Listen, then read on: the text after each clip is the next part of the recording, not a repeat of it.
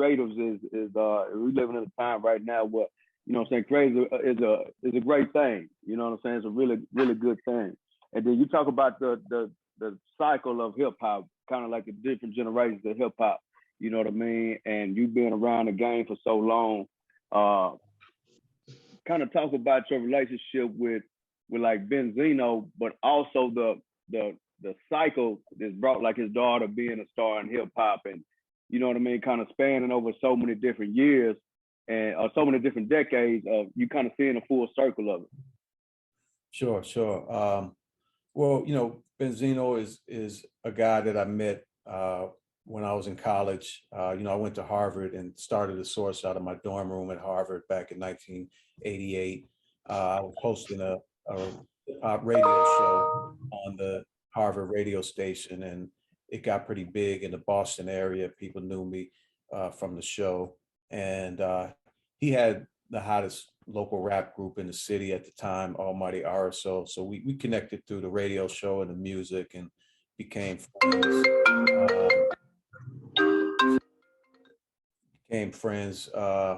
You know, over the years, and I helped him obviously with his music career, got them a bunch of record deals, and then I eventually asked him in the 90s at one point to come in as a partner with me in the company. But we're not working together anymore. We kind of parted ways about 5 years ago. You know, I just wanted to kind of do my own thing and get back, kind of restart, come up with this new plan and a new strategy, a new platform, something I've been thinking about for a long time. And I mean, as far as his daughter Coi goes, I mean, I'm happy to see her success. She you know, she's been talented from a young age. She was making music much, you know, long time ago, and you know, was always around the studio with her dad, and so it's nice to see her having the success that she's having these days. So Breakbeat, obviously, it's not the first podcast network out there. You know what I mean? There's plenty of them out there now, some really successful ones, but none of them have Dave Mays behind them, the Dave Mays expertise or experience or anything like that.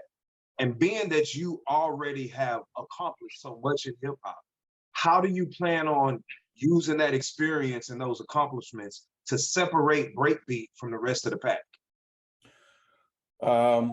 Yeah, I mean, you know, definitely I've got a lot of experience. I learned a lot, you know, I made a lot of mistakes, had a lot of successes, but learned a lot and had the time these past few years to kind of reflect on things and think about the best way to apply everything going forward. And, you know, yeah, I think, you know, I'm definitely going to be a driving force behind Breakbeat's success. You know, I've got so many ideas and I'm so excited about it. I mean, it's just something I'm very passionate about.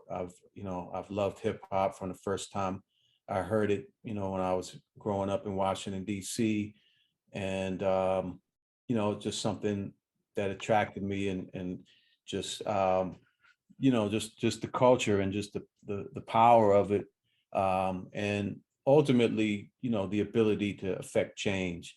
You know, that's what I think we need as a community, you know, a hip hop community, certainly, you know, the Black community, you know, in our inner cities and disadvantaged communities.